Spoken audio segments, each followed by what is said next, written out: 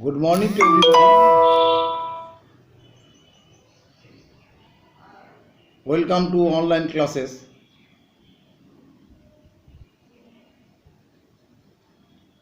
Today I will refer new section of Unit 1.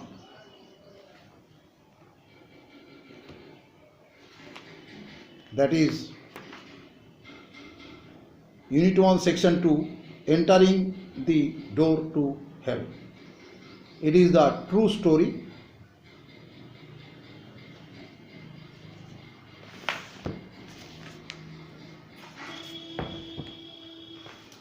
Before starting the story, I will tell the door to hell where it is situated.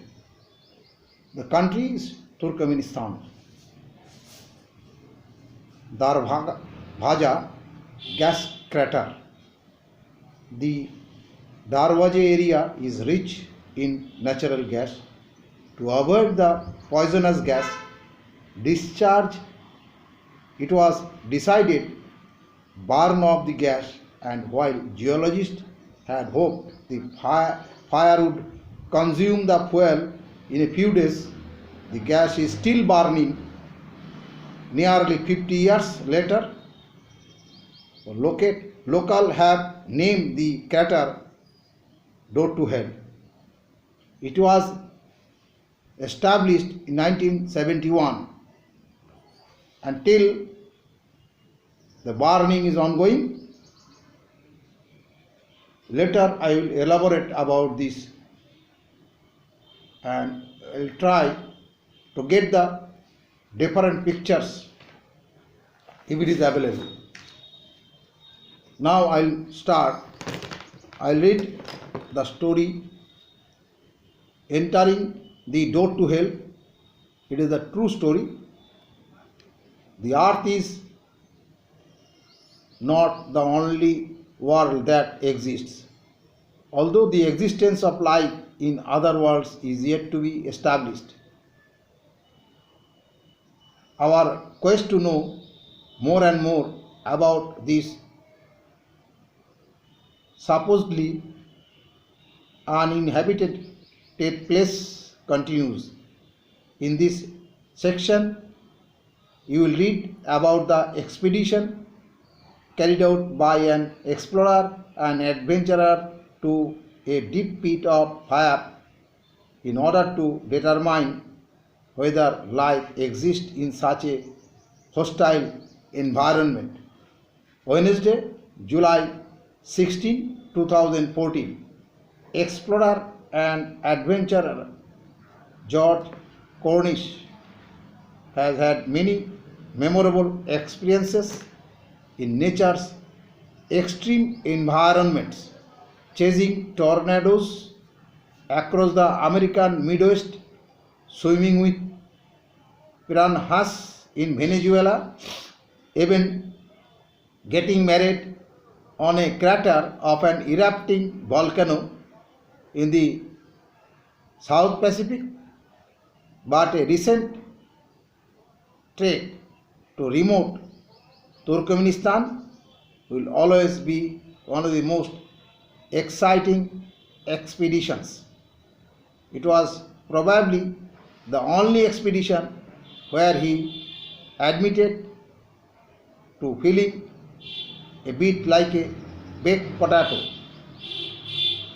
Cornish was the first individual to descend into a 30-meter, means 100 feet, deep pit of fire known as the Door to Hell. The Door to Hell is a crater in a large natural gas field that has been burning for decades.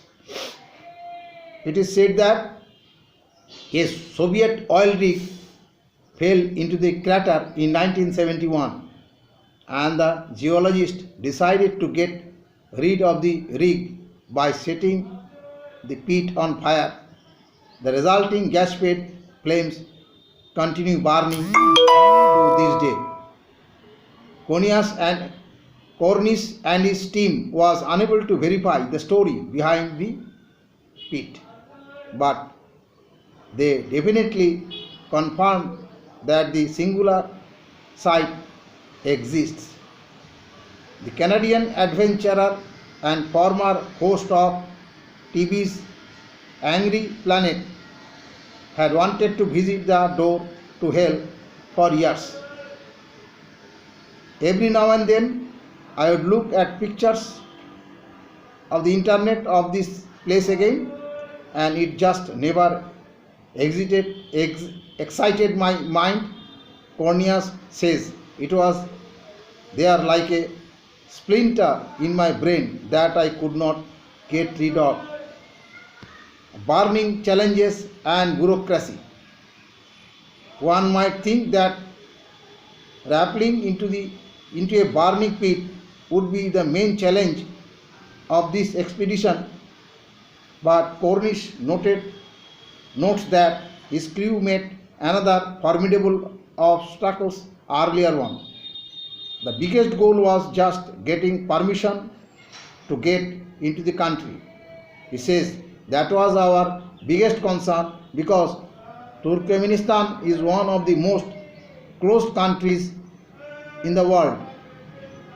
The crew finally gained entry into Turkmenistan in 2013 after 2 years of trying to get into the country. Cornish says the crater, which is about 76 meters wide, looked like a volcano in the middle of the desert. It is burning with a tremendous amount of flame, like there is a lot of fire down there. He says day or night it is clearly burning. You can hear the roar of the fire if you stand at the edge. The heat, if you are downward of it, unbearable. There are thousands of liters flame all around the edges and towards the center. Then there are two large flames in the middle at the bottom, and there is probably where the drilling rig hole for the natural gas extraction. Before rappelling into the burning pit, Cornish says he got his equipment in order.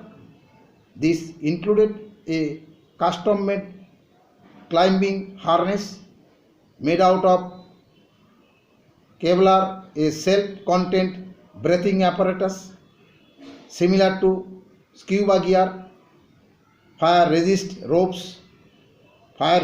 ropes, and otherworldly heat-resistant unit.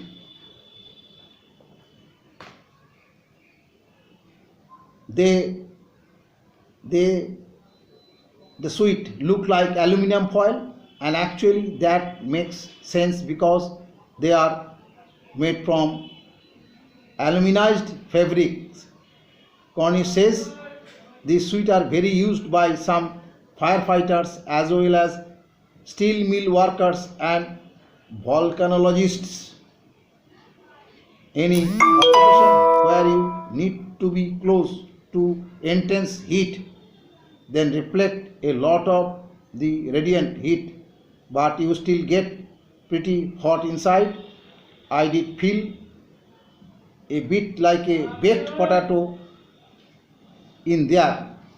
Another very specialized piece of equipment that Cornelius brought to Turkmenistan was a heat prop designed by engineers who built National Geographic's Kitar camps.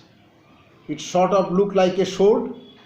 Cornelius says it was able to transmit wirelessly back to the crater's edge to a laptop. It could transmit the ambient temperature where I was, as well as I heard a long end on it that I could jam into the ground and get reading of how the hot ground was. I am now finishing up to this. Next day, I read the remaining part of the story. I will start explanation whatever in the next recording.